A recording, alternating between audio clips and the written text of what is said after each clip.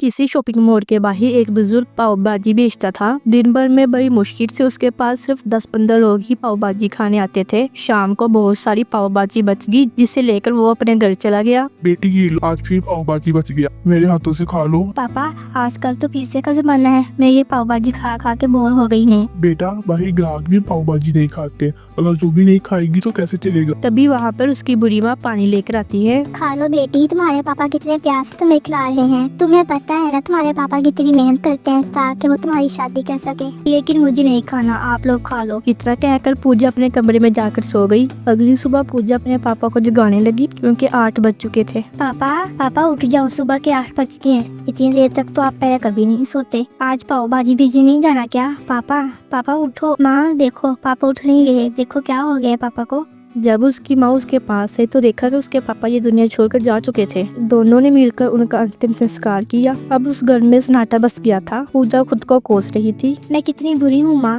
काश मैं कल रात आखिरी बार पापा के हाथों से पाव भाजी खा लेती। बेटी अब पछताने से क्या होगा, अब तो हमें ये सोचना है कि हमारी जिंदगी कैसे कटेगी। मैं दूसरों के घर जाकर बर्तन मांजूंगी। नहीं माँ, जवान बेटी के होते हुए आपको दूसरे घरों में बर्तन मांजने की कोई जरूरत नहीं है। पापा की जगह अब मैं पाव भाजी भेजूंगी। उसी दिन से पूजा उसी फुटपाथ पे ठेला लगाकर पाव भाजी बेचने लगी। फिर एक दिन आज ही शॉपिंग मॉल के अंदर जाके देखती हूँ। पूजा शॉपिंग मॉल के अंदर पहुंची तो वहाँ बहुत बड़े बड़े लोग थे। घूमते घूमते वो पिज्जा स्टोर के पास पहुंच गई, जहाँ पर बहुत खूबसूरत लड़कियां पिज्जा बेच रही थी। तभी उनमें से एक लड़की ममता बोली, तुम तो वही हो ना जो हमारे मॉल के बाहर पाव भाजी बेचती हो। तुम्हारी औकात कैसे हो गया हमारी पिज्जा स्टोर के सामने आने की? मैं तो खुद अपनी दुकान चलाती हूँ, तुम लोग तो यहाँ पे नौकरी करते हो। अरे जितना तो कमाती है ना, उसे 3 गुना ज्यादा हमारी यहाँ पे सैलरी है।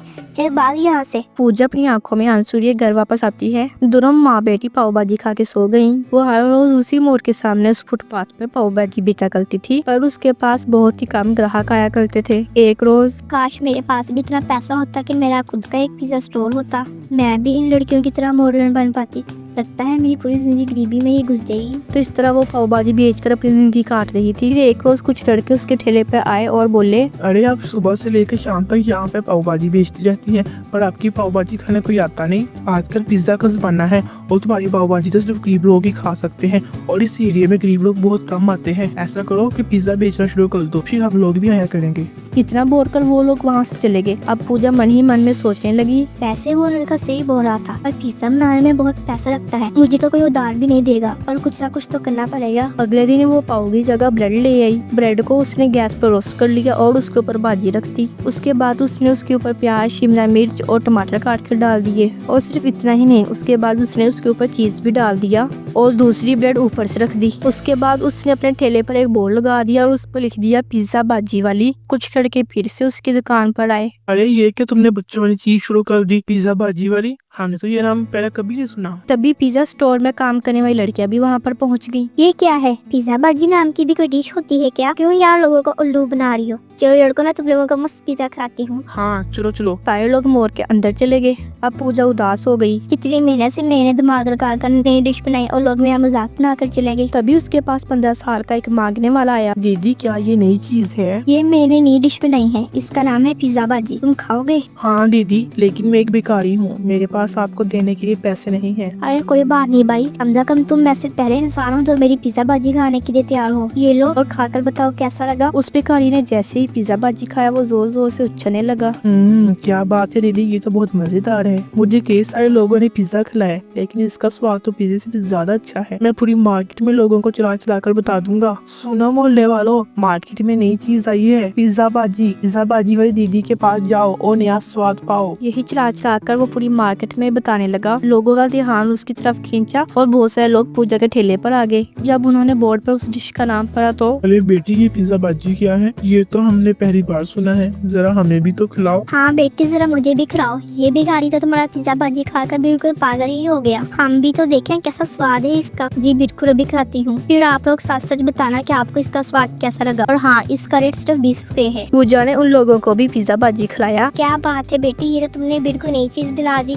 ₹20 में ऐसा स्वाद तो पूरी दुनिया में नहीं मिलेगा। मुझे 10 पिज्जा बाजी पैक कर दो, मैं अपने बच्चों को खिलाऊंगी, उन्हें बहुत मजे का लगेगा। हाँ बिल्कुल बहन जी, आप बिल्कुल ठीक कह रहे हो, इसका स्वाद तो सबसे अलग है। मुझे भी 20 पिज्जा बाजी पैक कर दो। उस दिन के बाद उसका पिज्जा बाजी खूब बिकने लगा। अब सारे लड़के लड़कियों ने मॉल के अंदर जाकर पिज्जा खाना बंद कर दिया था और अब सबने पूजा का पिज्जा बाजी खाना शुरू कर दिया था, क्योंकि वो सस्ता भी पड़ता था। पिज्जा स्टोर का मालिक इस बात से बहुत निराश हुआ। इस लड़की ने तो मेरे पिज्जा स्टोर को टक्कर ही दे दी, मेरा सारा धंधा खराब कर दिया। इसका ठेला यहाँ से हटवाना पड़ेगा। उसने पुलिस को फोन करके पूजा का ठेला वहाँ से हटवाने को बोल दिया। अगले दिन पुलिस उसके ठेले के पास पहुँच गई। देखो ये जगह सरकारी है, तुम यहाँ पे अपना ठेला नहीं लगा सकती। देखिए सर, पिछले 30 साल से मेरे पापा यहीं पे अपना ठेला लगाते थे। देखो चुपचाप अपना ठेला यहाँ से हटाओ, अगर हमें जबरदस्ती की तो लोग कहेंगे कि गरीबों को सताती है पुलिस। बेचारी पूजा वहाँ से जाने लगी। ये सब होते हुए मॉल का मालिक देख रहा था। इस लड़की का पिज्जा बाजी काफी फेमस हो गया है, क्यों ना मैं इसका फायदा उठाऊं, इसी बहाने बेचारी की लाइफ भी सेट हो जाएगी। जब बेचारी पूजा रोते हुए काफी दूर निकल गई तो मॉल का मालिक उसके पास पहुंचा। अरे बेटी रुको, ये तो बिल्कुल नया कंटेंट निकाल दिया तुमने, चारों तरफ इसकी चर्चा है, जरा मैं भी तो खा के देखूं कि ये कैसा लगता है खाने में। सर आप तो इतने बड़े मॉल के मालिक हैं, आप सच में मेरा पिज्जा बाजी खाएंगे? ये लीजिए। उसने पिज्जा बाजी खाया जो उसको बहुत पसंद आया। बेटी इसका स्वाद तो बहुत अलग है और तुमने एक नई डिश की इन्वेंशन भी कर दी। तुम ऐसा करो कि मेरे मॉल के अंदर अपनी दुकान लगाओ। लेकिन सर मेरे पास इतने पैसे नहीं कि मैं मॉल के अंदर अपना स्टोर खोल सकूं। उसकी फिक्र मत करो बेटी, जब तुम्हारी दुकान खूब चलने लगे तो हर महीने सिर्फ किराया दे दिया करना, मैं पूरी दुकान तुम्हें बना के दूंगा, ठीक है? ये सुनकर पूजा खुशी से पूरी न समाई। कुछ ही दिनों बाद उस मॉल के अंदर उसका पिज्जा बाजी स्टोर बनकर तैयार हो गया और उसी दिन से उसकी दुकान खूब चलने लगी। अब बड़े बड़े लोग भी उसके स्टोर पर आने लगे थे, इसलिए उसकी कमाई और खूब बढ़ गई। पिज्जे वाली लड़कियां पूजा के पास आई। पूजा, हम तुमसे माफी मांगना चाहते हैं, हमारी आंखों के सामने ही तू फुटपाथ से उठकर एक बिरयानी की मार्किन बन गई, तो हम सबके लिए एक इंस्पिरेशन हो, इसलिए कभी भी किसी का मजाक मत उड़ाना। आप किस चिंता से कौन सा टाइम बाहर लाकर कुछ कह नहीं सकते। तभी मॉल का मालिक भी वहाँ आ गया। तुमने बिल्कुल सही कहा बेटा, बहुत जल्द तुम्हारा इंटरव्यू भी होने वाला है, तुम्हारी जर्नी के बारे में हर कोई जानना जो चाहता है। तो इसी तरह पूजा फेमस हो गई। उसने बहुत अच्छा घर भी बना लिया और खुशी खुशी अपने माँ के साथ रहने लगी।